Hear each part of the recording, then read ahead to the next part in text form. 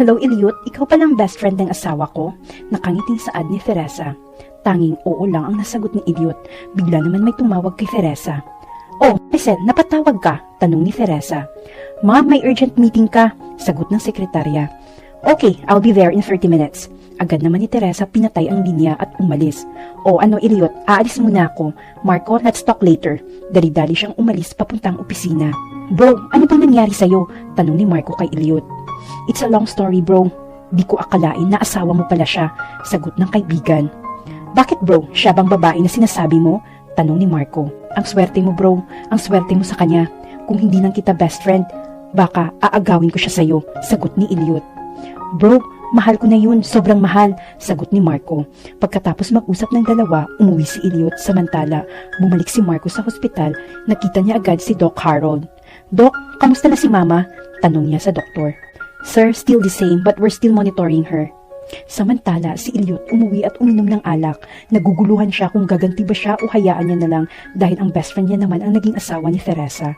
Gabi nang umuwi si Marco dahil may tinapos pa ito sa opisina at dinaanan pa nito ang ina sa hospital para kamustahin ulit ang kalagayan nito. Nagulat si Marco dahil nakatakip ang sasakyan ng asawa. Guard, bakit nakatakip ang sasakyan ni ma'am niyo? Pag-aalalang tanong ni Marco dito dahil bakit nakatakip ito? Wala sir, ibang sasakyan daw po kasi ang gagamitin bukas ni ma'am kaya pinapatakpan niya po ito. Magalang na sagot nito kay Marco dahil iyon ang kabiling-bilina ni Teresa na huwag sabihin kay Marco kung bakit niya ito pinatakpan. Open it! Utos ni Marco dito dahil hindi siya naniniwala na walang dahilan kung bakit iyon pinatakpan ni Teresa. Kung ayaw mong buksan, akong magtatanggal ng takip. Medyo galit na sabi ni Marco. Walang magawa ang guard kundi binuksan niya ito. Nanlaki ang mata ni Marco sa nakita at patakbo itong umakyat at hinanap si Teresa. Dahil wala ito sa kwarto kaya pinuntahan niya ito sa library at nandun nga si Teresa. Marco? Gulat na tanong ni Teresa nang makita ang asawa na iba ang mukha nito. Teresa, ano ba ako sa'yo? Bakit lahat gusto mong ilihim sa akin? Bakit Teresa? Mahinahong tanong ni Marco na halos maluha-luha na ito.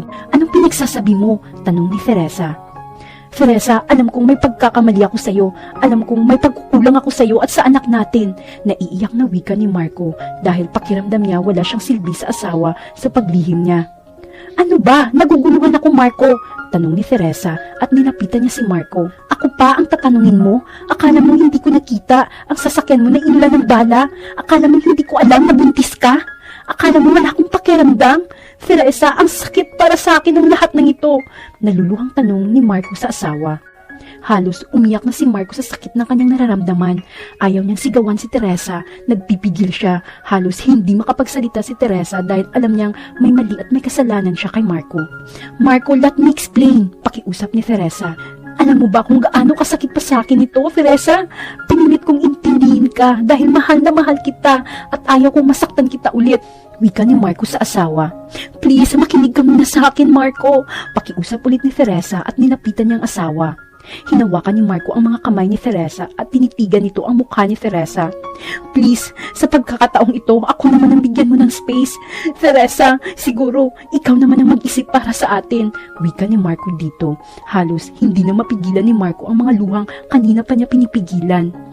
Marco, please, sambit ni Teresa dito. Pero niyakap lang siya nito ng mahigpit. Mag-iingat ka, ingatan mong sarili mo, wika ni Marco at umalis na ito. Naiwang nakatulala si Teresa, hindi niya alam kung anong gagawin niya dahil alam niyang mali talaga siya. Napaupo na lang siya at umiiyak. Dumaan lang ng hospital si Marco para ihabilin ang ina nito sa doktor na nakatalaga sa ina.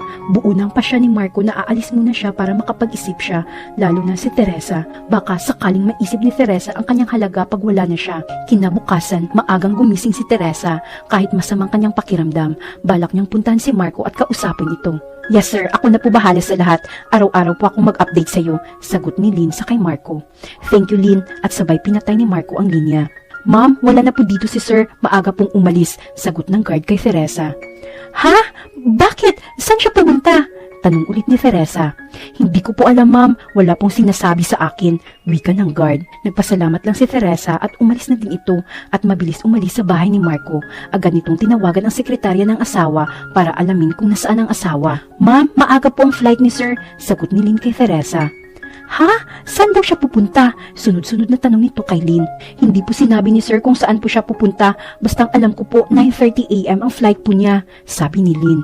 Agad namang pinatay ni Teresa ang linya at sinabi sa driver nito na dumiretso na sila sa airport. Nagbabaka sakaling maabutan pa niya si Marco para sabihin nito ang lahat-lahat sa asawa at hindi siya maglilihim pa.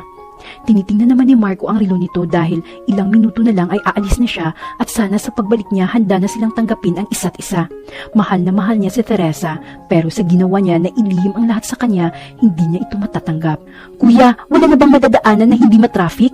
Tanong ni Teresa sa driver. Wala na ma'am, eto na po ang pinakamabilis na daan papuntang airport, sagot nito.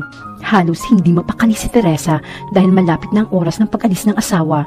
Marco, please, hintayin mo ako. Huwag mo akong iwan, sa isip ni Teresa dahil hindi niya kakayanin na mawala ang asawa. Maling-mali ang kanyang ginawa, aminado siya. Masyado siyang makasarili, hindi man lang niya inisip ang naramdaman ng asawa. Nakasakay na ng airplane si Marco. Iniisip niya ang asawa pero handa niyang tiisin muna ito para parehas silang makapag-isip.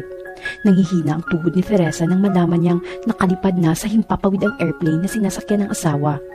Marco! Marco! Marco! Tanging sigaw ni Teresa at umiiyak ito na nakaluhod sa sahig. Agad naman siyang inalalayan ng kanyang mga bodyguard at pinasakay ito sa sasakyan dahil hindi makausap si Teresa kaya inuwi na lang ito ng mga tauhan nito sa bahay niya. Panay ang tawag ni Maricel kay Teresa dahil marami itong kailangang pirmahan ng mga document sa opisina nito pero hindi pa rin sumasagot si Teresa. Panay naman ang tawag ni Elliot kay Marco pero hindi nagri-ring ang phone nito kaya tinawagan nito ang sekretarya. Nagulat siya nang nalaman na umalis ng bansa ang kaibigan. Hindi gawain ni Marco ang aalis ng bansa ng walang malalim na dahilan. Dahil 3 araw nang hindi pumapasok si Teresa ay nagpasya na itong pumasok na at harapin ang lahat ng hamon sa kanya. Dahil mababaliw lang siya sa kakaisip sa asawa kung kailan ito babalik at magparamdam sa kanya. Hirap siya sa kanyang sitwasyon ngayon pero kailangan niyang bumangon at lumaban ulit. Ngayon niya ramdam ang ginawa niya noon kay Marco noong iniwan niya ito. Isang malaking box ang natanggap ni Teresa. Nagulat siya dahil wala naman siyang in-order. Sa kabilang dako naman, naisip ni Marco kung bakit hindi niya natanong si Teresa ang dahilan ng kanyang pagtakas noon bago napunta sa kanyang babae. Sa kabilang dako naman, naisip ni Marco kung bakit hindi niya natanong kay Teresa ang dahilan ng kanyang pagtakas noon bago napunta sa kanyang babae. At iyon ang dapat niyang alamin. Lahat ng nakaraan ni Teresa ay gustong alamin ni Marco. Tinawagan naman ni Marco ang kanyang kilala at may ipapagawa ito na mahalagang bagay. Sa pagkakataong ito, siya naman ang magpapaimbestiga sa asawa. Ano kayang mangyayari? Babalik pa kaya si Marco para harapin ang problema nila ni Teresa? Abangan natin ang susunod na kabanata.